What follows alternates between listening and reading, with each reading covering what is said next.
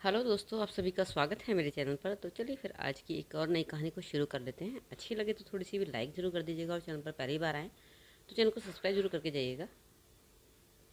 रोज़ की तरह बेटी को मैंने आज भी 5-6 आवाज़ लगाई, लेकिन वह अभी तक सोकर नहीं उठी थी। सुबह के 10 बज चुके थे। न जाने कुछ दिनों से मेरी बेटी ने कॉलेज जाना भी छोड़ दिया था। ऐसा लग रहा था जैसे उसे किसी भूत प्रेत ने जकड़ लिया हो। पहले वह हमेशा मेरे साथ मेरे कमरे में सोया करती थी, लेकिन कुछ दिनों से वह अपने अलग कमरे में सोने लगी थी। मुझे ऐसा लग रहा था जैसे मेरी बेटी आजकल मुझसे कुछ छुपा रही है। रोज़ सुबह जब भी मैं उसका दरवाज़ा खटखटाती थी, वह दरवाज़ा देर से खोलती थी।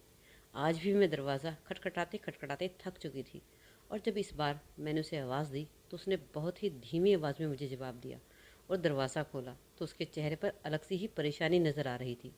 लेकिन जैसे ही मेरी नज़र मेरी बेटी के पैरों पर पड़ी, मैं देखकर हैरान रह गई। वह बहुत ही अजीब तरीके से खड़ी थी। लग रहा था जैसे उसे खड़ा नहीं हुए जा रहा है।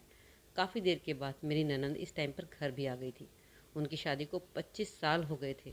अभी तक उनका मायके से आना जाना ख़त्म नहीं हुआ था। मुझे डर था कि कहीं मेरी ननंद ने मेरी बेटी को ऐसी हालत में देख लिया तो न जाने क्या क्या बातें बनाएगी, क्योंकि उसे वैसे भी हमेशा किसी न किसी बात पर ताना मारना या किसी भी बात का पतंगड़ बनाने में बहुत मज़ा आता था। तभी मेरी ननंद कहने लगी, क्या बात है, तुम्हारी बेटी नज़र नहीं आ रही? मुझे आए 1 घंटा बीत चुका है, लेकिन अभी तक मैंने उसको देखा नहीं है। मुझे मिलना है अपनी भतीजी से। लेकिन इतने में मैं खुद ही आकर वह बुआ के सामने खड़ी हो गई। मैं तो थोड़ा घबरा सी गई थी। मैंने उसे बाहर आने को कहा तो लंगड़ा कर चलने लगी। यह देखते ही मेरी ननंद ने मुंह पर हाथ रख लिया। अरे कविता बहन, इतनी सी उम्र में ऐसा क्या हुआ कि आपकी बेटी लंगड़ा कर चल रही है? भगवान ना करे कहीं अपाहिज तो नहीं हो गई। मेरी ननंद की बात सुनकर मेरा कलेजा फट गया। आप तो हमेशा अपनी बेटियों के ऊपर इतराती थी, ऐसी दूसरों की बेटियों पर भी बात किया करती थी। मैंने कहा, दीदी ऐसी कोई बात नहीं है। आज मेरी बेटी की तबीयत कुछ ठीक नहीं लग रही। भगवान का शुक्र है मेरे बच्चों में कोई भी ऐसी बीमारी नहीं है।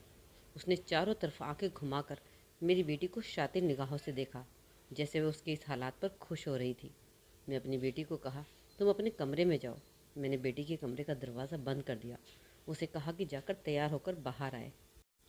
फिर काफ़ी देर गुजर गई। जब मेरी बेटी कमरे से बाहर ना आई तो मजबूरन मुझे ही उसके कमरे में जाना पड़ा। लेकिन सामने का मंजर देखकर मैं हैरान रह गई। मैंने अपनी बेटी की तकिए पर नज़र डाली तो मेरी आंखें फटी की फटी रह गई थी। मैं सोच भी नहीं सकती थी कि मेरी बेटी मुझसे इतनी बड़ी बात छुपाएगी। तभी मेरी ननंद ने मुझे बाहर से बुलाया। इसलिए मैं खामोश हो गई। मैंने अपनी बेटी से कोई सवाल जवाब नहीं किया। मेरी बेटी कमरे से बड़े जोड़े बाथरूम में तैयार हो रही थी। थोड़ी देर बाद मैं बाथरूम से आई तो उसने बहुत ही बेहतरीन कपड़े पहने हुए थे। मैं ये कपड़े देखकर बहुत परेशान हुई। मैंने मन में सोचा कि यह कपड़े तो मैंने अपनी बेटी को दिलवाए ही नहीं थे। लेकिन मेरी ननंद को इस बात से कोई फ़र्क नहीं पड़ा। वह मेरी बेटी की नज़र उतारने लगी और बोली, बहुत अच्छी बात है, बहुत ही खूबसूरत बच्ची है तुम्हारी, भगवान नज़र ना लगाए। यह कहकर हंसने लगी थी। मुझे उनका मतलब समझ ही नहीं आया। थोड़ी देर बाद वह उठकर चली गई। मैंने अपनी बेटी पर बरस पड़ी। मैंने कहा, तुमने ये कपड़े कहाँ से लिए? मैंने तो तुम्हें लेकर दिए ही नहीं थे। बोली, नहीं मम्मी, आप ही कमाल करती हैं। कॉलेज में मेरी एक सहेली है, मैंने आपको समीक्षा के बारे में बताया तो था। पिछले दिनों मेरे जन्मदिन पर उसने मुझे कपड़े दिए थे। मैंने कहा, अच्छा, फिर तुम मुझे बता देती तो मैं दीदी के सामने ही पूछ लेती तो क्या होता। तब मेरी बेटी ने मुझे टूटे हुए मन से कहा, मम्मी, बुआ इतनी भी बुरी नहीं है जितनी आप उसने बना रखी है। हमारी सभी मुश्किल हालात को समझती है वह। मैं अपनी बेटी की बातें सुनकर हैरान थी और मैं गुस्सा नहीं करना चाहती थी। खामोशी से अपने कामों में बिजी हो गई। लेकिन फिर एक अजीब सा किस्सा हुआ। उस दिन मेरी बेटी ने कॉलेज जाने की बात नहीं की, बल्कि घर पर ही रही। कहने लगी कि आज मैं बहुत थक गई हूँ, आराम करना चाहती हूँ। मेरी बेटी का कोई घर का कोई काम नहीं करती थी, फिर भी थकावट की बात कर रही थी। इसलिए मुझे उस पर शक होने लगा कि वह क्यों थक जाती है। सुबह उठती तो उसकी हालत अजीब सी होती थी। अगले दिन भी ऐसे ही हुआ। सुबह 10 बजे तक सोती ही रही। हालांकि मेरी बेटी जब कॉलेज जाया करती थी वह सुबह के 6 बजे जग जाती थी। अब तो उसने अपने हालात बदल दिए थे और देर रात तक जागती रहती और सुबह भी देर से उठती थी। मैंने अपनी बेटी को कभी कोई शिकायत नहीं की, लेकिन एक दिन जब वह सुबह उठी तो इसी तरह लंगड़ा लंगड़ा कर चल रही थी। आज मेरे घर पर एक पुरानी काम वाली भी आई हुई थी। वह मुझसे कुछ पूछने के लिए आई थी। उम्र में काफ़ी बड़ी थी, इसलिए उसे हर चीज़ की नॉलेज बहुत ज़्यादा थी। उसकी नज़र मेरी बेटी पर पड़ी तो उसने भी मुंह पर हाथ रख लिया। कहने लगी कि बेटी, मुझे पानी ला कर दो। मैं समझ गई कि वह मुझसे कुछ अकेले में बात करना चाहती है। मैंने अपनी बेटी को कहा कि जाओ पानी लेकर आओ। वह कमरे में गई। सरला मुझे राज के तरीके से पूछने लगी, बेटी की माँ होकर इतनी आंखें बंद कैसे रह सकती हैं तुम्हारी? अपनी बेटी की हालत नहीं दिखती क्या तुम्हें? कुछ सोचना चाहिए। जवान लड़की है, इसकी एक एक हरकत पर तुम्हें नज़र रखनी पड़ेगी। भगवान न करे अगर कल को कोई ऊंच नीच हो गई तो तुम किसके इल्ज़ाम दोगी? किसके हाथों पर खून तलाश करोगी? अपनी बेटी को देखो, ये क्या करती है, कहाँ जाती है? इसकी हालत अभी से ऐसी क्यों है? यह तो शादीशुदा लड़कियों वाली हरकतें करने लग गई है। इसके कपड़े देखो, चलने फिरने का अंदाज देखो, और फिर तुम उसकी आंखों में आंखें डाल कर देखो। अजब सी बेबाकी नज़र आती है मुझे तुम्हारी बेटी की आंखों में। मुझे बहुत ही अजीब लगा था। सरला ने तो नजरें पड़ने वाली औरत थी। लड़की की चाल देखकर बता देती थी कि उसके साथ क्या हुआ है। उसने मेरी बेटी के बारे में जो बात कही, उसने तो मेरे पांव तले ज़मीन ही खिसका दी थी। मैंने सोच लिया कि मैं अपनी बेटी पर दिन रात नज़र रखूंगी। जहाँ भी जाएगी मैं इसका पीछा करूंगी और देखूंगी कि वह क्या करती है। अगली सुबह जब मेरी बेटी उठी तो उसी तरह थी, हालत बिल्कुल ख़राब थी। कहने लगी, मम्मी मेरे पूरे शरीर में दर्द हो रहा है, मुझे तेल से मालिश कर दो। मैंने कहा ठीक है।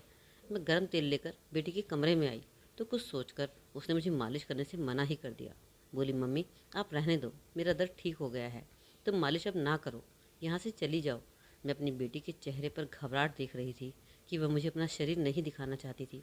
उसे मुझसे कोई खतरा था कि मैं कुछ पहचान जाऊंगी या फिर मैं जान जाऊंगी, इसलिए वह मुझसे बहुत कुछ छुपा रही थी। पर मेरी बेटी तो सीधी सादी थी, ना ही उसका किसी से कोई संबंध था। फिर ऐसे कैसे हो सकता था कि वह शादीशुदा औरत वाली हरकत कर रही थी? मुझे सरलाबाई की बात याद आ गई कि तुम अपनी बेटी पर नज़र रखो। मैंने कहा, आज मैं तुम्हारे कमरे में सोऊंगी, इसलिए तुम कमरे का दरवाज़ा खुला रखना। मेरी बात सुनकर उसने मुंह बना लिया। बोली, ठीक है। लेकिन जैसे ही मैं 2 घंटे बाद अपने काम पूरे करके उसके कमरे में गई, उसने अंदर से दरवाजे को बंद रखा था। मुझे बहुत हैरानी हुई, मुझे बहुत गुस्सा भी आया। मैं दरवाज़ा बजाने लगी। वह सो चुकी थी, उसने दरवाज़ा नहीं खोला। अब तो गुस्से से मेरा और बुरा हाल था और शक भी गहरा रहा था। कोई जवान बेटी अब बिना वजह अपना कमरे का दरवाज़ा बंद नहीं करती। माँ बाप तो शक करेंगे ही ना। खैर, मैं अपने कामों में बिजी हो गई।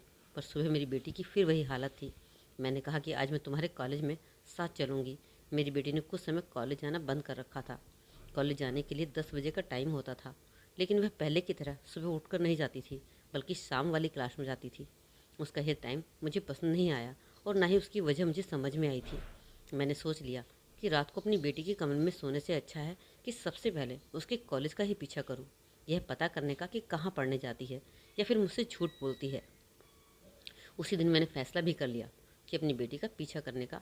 मेरी मेरी बेटी 1 बजे घर से निकली तो चेहरे पर दुपट्टा बांधकर मैंने भी एक काली चादर खुद पर लपेट ली और उसके पीछे पीछे चल पड़ी। मेरी बेटी मेरे ख्याल में कहीं और जा रही थी। कॉलेज का रास्ता कोई और था। फिर बेटी ने रिक्शे को रोका, उसको पैसे दिए और कॉलेज के लिए चल पड़ी। आज तो मेरी बेटी ने अच्छा जोड़ा पहन रखा था। फिर मैंने भी एक रिक्शा वाले को रोका, उस पर बैठी और घर से निकल पड़ी। उसने मुझे जल्दी ही बेटी के कॉलेज तक पहुंचा दिया। ईश्वर का शुक्र था कि मेरी बेटी कॉलेज ही गई थी, उसके अलावा वह कहीं और नहीं गई थी। कॉलेज के आगे उसने रिक्शा रोका और अंदर गई। मैं भी उसके पीछे पीछे गई। मैंने देखा कि वह अपनी क्लास में जा रही है। मैंने सोचा, चलो यहाँ तक तो मुझे कुछ नहीं मिला, हो सकता है अपनी बेटी की टीचर से कोई बात करूँ तो कुछ पता लग जाए, वह मुझे कोई ना कोई दूसरा इशारा दे दे। मैं प्रिंसिपल साहब के कमरे में चली गई। वहाँ पर बहुत से लोग बैठे थे। वहाँ पर एक टीचर ही थी, एक टीचर भी बैठी हुई थी जिसका नाम सविता था। मैं उसे काफ़ी समय से जानती थी। मैंने उससे पूछा, क्या आप अभी भी सोनिया को पढ़ाती हैं? कहने लगी, नहीं, सोनिया पहले मॉर्निंग में पढ़ती थी तो मैं उसको पढ़ाती थी, पर वह शाम वाले शिफ्ट में पढ़ती है, इसलिए मुझसे बात ही नहीं कर पाती। पर मैं आपको कुछ बताना चाहती हूँ। मेरे कान तो खड़े हो गए। मैंने कहा, मैं कुछ सुनने के लिए तो कॉलेज में आई हूँ। कहने लगी, मैं कहना चाहती हूँ कि मेरी बेटी अनचाही हरकत या किसी लड़के के चक्कर में तो नहीं पड़ी है। आप मेरी बेटी को बहुत अच्छे से जानती हैं। मैं ये बात किसी और से नहीं कर सकती थी, क्योंकि अपनी बेटी की इज्जत का मामला है। मेरी बेटी ने कोई हरकत नहीं की, मगर फिर भी मैं अपनी बेटी की माँ हूँ, मुझे तो ख्याल रखना ही पड़ेगा ना। चाहते हुए भी अपनी बेटी के बारे में हर हरकत की जानकारी रखती हूँ। आप बताएं, आप मेरी बेटी के बारे में कुछ जानती हैं? तो वह मेरी बात पर फिक्र करने लगी और कहने लगी, मैं आपको सिर्फ एक ही बात बोल सकती हूँ, आपकी बेटी कॉलेज में तो ऐसी हरकत नहीं करती, लेकिन कुछ समय से कुछ अजीब सी हरकत करने लगी है। उसकी आंखों के अंदर अक्सर नींद सवार रहती है। ऐसा लगता है कि रात को घर में वह सोई ना हो, लंगड़ा कर चलती है। कहती है कि मेरे पूरे शरीर में दर्द हो रहा है, मैं बीमार हूँ, मुझे छुट्टी चाहिए। लेकिन उससे पहले आपकी बेटी बहुत ही अच्छी थी, कॉलेज टाइम पर आती थी, पढ़ती थी, घर भी जाती थी। जहाँ तक की बात है कॉलेज की, हमारा कॉलेज बहुत सख्त रूल का है। हम बच्चों को बाहर जाने की इजाज़त भी नहीं देते। अगर कोई लड़की बगैर बताए कॉलेज में आना छोड़ दे तो हम आपको उसी दिन खबर करते हैं कि आज आपकी बेटी कॉलेज नहीं आई। पर यह तो कॉलेज में से कोई ऐसी हरकत नहीं करती। आपको उसे घर में देखना चाहिए, क्या करती है, कैसे रहती है, और रात को आप उसके कमरे में उसके साथ सोया करें। मुझे ऐसा लगता है कि वह रात को सोई नहीं है। क्या आप अपनी बेटी के उसके कमरे में नहीं सोती? मैंने ना में सर हिला दिया। नहीं जी, बेटी का कमरा तो अलग है। वह कहती है कि मैं बड़ी हो गई हूँ, मेरी चीज़ अलग होनी चाहिए, मुझे अलग कमरा चाहिए, और हमने उसे अलग कमरा दे दिया। मेरी बात सुनकर मैडम ने अपना सर पकड़ लिया। बोली, बहन, इस उम्र में बच्चों को अलग कमरा नहीं देते, उनके साथ रहा जाता है, उन पर नज़र रखी जाती है ताकि वे कहीं अपने माँ बाप की इज़्ज़त को मिट्टी में ना मिला दें। मैं उसकी बात सुनकर काँप रही थी। मैंने अपनी बेटी की बारे में तहकीकात पूरी कर ली थी, पर यहाँ से जो मुझे उसके टीचर ने बताया वह भी यकीन करने लायक था। मुझे एक तरफ वह उस दिन वाला मंजर याद आने लगा जिस दिन सुबह मैंने अपनी बेटी के कमरे में दरवाज़ा खोला था। वहाँ पर 500 के नोट पड़े हुए थे। उस वक्त भी मुझे कुछ समझ में नहीं आया था कि मेरी बेटी के पास इतने ढेर सारे पैसे कहाँ से आए। हालांकि मैं तो घर में उसे 100 रुपये भी नहीं देती, पर वह खुद ब खुद पैसे वाली लग रही थी। घर में आई तो मेरे दिमाग में बहुत सारे सवाल थे। मैं सोचने लगी कि आखिर मेरी बेटी कहाँ से पैसे लाई, लेकिन मैं उससे ये बात सीधी सीधी नहीं कर सकती थी। रात का समय गुजरा, सुबह आई तो मेरी बेटी की फिर वही हालत देखकर मैंने पक्का इरादा कर लिया कि अब तो मैं इस राज को जानकर ही रहूँगी। आखिर बात क्या है? आज पूरा दिन मैं अपनी बेटी के साथ रहूँगी और रात को भी उसके साथ उसके कमरे में ही सोऊंगी। फिर मैंने ही ऐसा किया। आप अपनी बेटी के कॉलेज से आने के बाद सारे काम करके फ्री हो चुकी थी। मैं उसके कमरे में बहाने से आ गई। मैंने सोचा कि आज बेटी के कमरे की सफाई कर देती हूँ ताकि मुझे कोई ना कोई इशारा मिल सके। मैं जैसे ही उसके कमरे में गई, मेरी बेटी चौंक कर मुझे देखने लगी। क्या बात है मम्मी, आप मेरे कमरे की सफाई किस लिए आई हैं? मैंने कहा, ज़रूरत तो नहीं है, पर तुम्हारे कमरे में काफ़ी दिन हो गए हैं। मैंने सफाई नहीं कही कि मैं सफाई करना चाहती हूँ। वह उठकर खड़ी हो गई। बोली, मम्मी, क्या आप इन कामों के लिए रह गई हैं? आप सफाई करेंगी मेरे कमरे की? मैं खुद कर लूँगी। अगर आपको लगता है कि मैं अपना काम गंदा छोड़ दूँगी तो ऐसा बिल्कुल भी नहीं है। यह कहकर उसने मेरे हाथ से झाड़ू ले लिया, मुझे बेड पर बिठा दिया और खुद झाड़ू पोछा करने लगी। मेरी नज़र उसी को देख रही थी। मैं चारों तरफ देख रही थी कि मुझे नए कपड़े नज़र आए। मैंने उसकी अलमारी खोली तो वह चौंक गई, मेरे पास आई। बोली, मम्मी, आपको क्या चाहिए? मैंने उसे झटक दिया कि तुमने क्या मम्मी मम्मी लगा रखी है? मेरी बेटी का कमरा है, मैं जो चाहे देख सकती हूँ, जो चाहे छानबीन कर सकती हूँ। मैंने अलमारी खोली तो उसमें बहुत सारे नए नए कपड़े थे। उन्हें देखकर मेरे होश उड़ गए। मुझे उसकी टीचर की बात याद आ गई जिसने कहा था कि आपकी बेटे की कोई सहेली ही नहीं है। कपड़े देना तो दूर की बात है, वह किसी से बात भी नहीं करती। आजकल बहुत खामोश रहती है। जन्मदिन वाली बात भी छूटी थी। मेरी बेटी ने मुझसे कहा था कि उसे उसके कपड़े से किसी सहेली ने दिए थे, लेकिन ऐसा कुछ भी नहीं था। मुझे अब लग रहा था कि मेरी बेटी मुझसे झूठ बोल रही है। मेरी बेटी ने तकिए के नीचे फिर कुछ छुपा रखा था। मैंने तकिया उठाया तो वहाँ मेकअप की चीज़ थी। बेटी के चेहरे का रंग उड़ने लगा। मैंने पूछा, यह सब कहाँ से आया? तो बोली, मम्मी, आप गुस्सा करेंगी। दरअसल मैं ट्यूशन पढ़ाती हूँ, बच्चों से पैसे ले लेती हूँ, तो इस तरह की चीज़ लाती हूँ। और ये कपड़े तो पुराने हैं, यह मेकअप भी इतना महंगा नहीं है। मम्मी, बस मुझे शौक़ है। अब तो जानती हैं, मैं बस कॉलेज जाती हूँ, शाम को घर आती हूँ। मैं कोई ऐसा वैसा काम नहीं करती जिससे आपको कोई दुख हो। मम्मी, आपको मुझ पर विश्वास रखना चाहिए। आप तो ऐसी नज़रों से मुझे देख रही हैं जैसे मैं बहुत बड़ी चोर हूँ। मैंने कौन सी चोरी कर ली आपकी? कुछ नहीं चुराया। मैंने कहा, चलो ठीक है, आज मैं तुम्हारे कमरे में ही सोऊंगी। तुम्हारा कमरा बहुत आरामदायक है। मेरी बेटी बात सुनकर बहुत परेशान हो गई। बोली, मम्मी, मुझे तो अकेले सोने की आदत है, मैं रात को बहुत देर तक जागती हूँ। आप यहाँ सोकर क्या करोगी? मैंने कहा कि नहीं, मुझे यहीं पर सोना है, चाहे कुछ भी हो जाए, आज मैं इसी कमरे में सोऊंगी। मेरी बेटी ने कहा, ठीक है, आप सो जाएं, आप शायद थक गई हैं, मैं आपके लिए दूध लेकर आती हूँ। मेरी बेटी किचन में गई, वापस आई तो उसके हाथ में दूध का गिलास था। मैंने कहा, ये क्या? बोली, आप ज़रूर पियेंगी, आप थक चुकी हैं। बेटी की कहा बेटी के कहने पर मैंने दूध पी लिया, पर उसके बाद मुझे बहुत तेज़ नींद आ गई। जब मेरी आँख खुली तो मुझे पता ही नहीं चला कि 6-7 घंटे बाद मुझे होश आया। मुझे अपने ऊपर बहुत गुस्सा भी आया था। मैं तो अपनी बेटी पर नज़र रखने के लिए सोने आई थी, रात को पहरा देने। इसने तो मुझे दूध पिलाकर सुला दिया। अब जब मेरी आंखें खुली तो बेटी मेरे सामने बैठी थी। उसने सफ़ेद रंग के चमकीले कपड़े पहन रखे थे। मैं उसका यह हुलिया देखकर हैरान हो गई। मैंने कहा, बेटी तुम सुबह सुबह इतनी तैयार होकर क्यों हुई हो? कहने लगी, मम्मी सुबह सुबह ही तैयार हुआ जाता है। मैंने सोचा मैं तैयार हो जाती हूँ, अच्छी साफ कपड़े पहन लेती हूँ, इसलिए बस तैयार हो गई। उसके बाद वह खामोश हो गई। उसकी आंखों में गहरी उदासी थी। फिर उसने मुझे ऐसी बात कह दी कि मैं हैरान हुए बगैर न रह सकी कि मेरे लिए कोई अच्छा सा लड़का देखो, मेरी शादी कर दो, मैं अपना दहेज खुद बना लूँगी, मैं बच्चों को ट्यूशन पढ़ाकर अपना खर्च निकाल लूँगी। पर आप मुझे अपनी बाकी बेटियों की तरह अपना बोझ मत समझो। हमारे घर का माहौल पहले ही ख़राब है। मैं नहीं चाहती कि मेरी वजह से कुछ और उल्टा सीधा हो जाए। अपनी बेटी की बात सुनकर मुझे उस पर बहुत शक हो गया था। मेरी बेटी इतनी सी उम्र में ऐसी बातें कर रही थी। उसके व्यवहार में कोई झिझक नहीं थी, शर्म नहीं थी। वह बड़े ही बेबाक अंदाज में ही बातें कह रही थी। अगला पूरा दिन मैं बहुत परेशान रही थी। उसी दिन मेरी ननंद फिर से हमारे घर आ गई। हाल चाल पूछने के बाद मैंने कहा कि कहिए कैसे आना हुआ? तो कहने लगी, मैं सोहन के लिए तुम्हारी बेटी का रिश्ता मांगने आई हूँ। मैंने कहा, तुम होश में तो हो? सोहन तुम्हारा बेटा है और वह किस कदर गंदे काम करता है, और तुम चाहती हो कि मैं अपनी बेटी की शादी तुम्हारे सोहन से कर दूँ? मेरी ननंद की जब शादी हुई थी तो वह कैसे घर में हुई थी? जहाँ वह ब्याह कर गई वहाँ नाच गाने का काम था। वह लोग हमेशा नाच गाने पर ही खाते थे।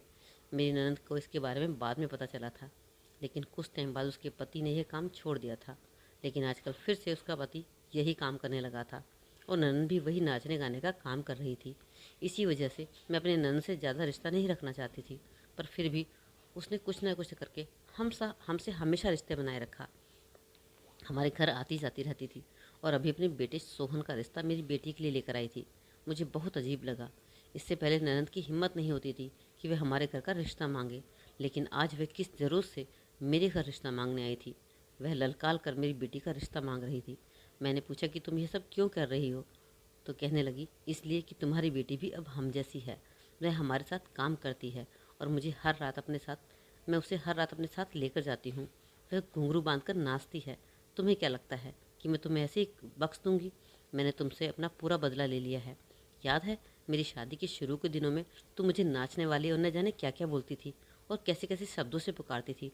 अब पता चला कि जब अपने लोग किसी ऐसे काम से जुड़े होते हैं तो समाज में ऐसे ही उन्हें स्वीकार नहीं किया जाता, तो कितना दुख होता है इंसान को। मुझे भी हुआ था जब तुमने मेरी बेइज्जती की थी। मुझे कई बार घर से भगाया था और रिश्ता तोड़ने की बात कही थी, शादी का विरोध किया था। अब चुपचाप करके अपनी बेटी का रिश्ता सोहन को दे दो, वरना तुम्हारे लिए बहुत बुरा हो जाएगा। ज़िंदगी में कभी भी सर उठाकर नहीं जी सकोगी। मेरा सोहन अब तुम्हारी बेटी को स्वीकार कर लेगा, बाद में नहीं। यह सुनकर मुझे बहुत पछतावा हुआ था। न जाने क्या क्या महसूस हुआ था मुझे, पर मेरे ननंद की बात मानने के अलावा मेरे पास कोई चारा भी नहीं था, क्योंकि जब अपनी ही बेटियां दागदार निकले तो इंसान दूसरों का गिरेबान नहीं पकड़ सकता। तो दोस्तों, इस कहानी से आपको क्या सीख मिली, ज़रूर कमेंट सेक्शन में कमेंट छोड़िएगा, ताकि मुझे भी पता लगे कि आप इस कहानी के बारे में क्या सोचते हैं। और अच्छी लगी तो आपने लाइक कर दिया होगा, और इसी तरह अपना सपोर्ट बनाए रखिए। आपके सपोर्ट की बहुत ज़्यादा ज़रूरत है, ताकि मैं आपके लिए इस तरह की कहानियाँ लाती रहूँ।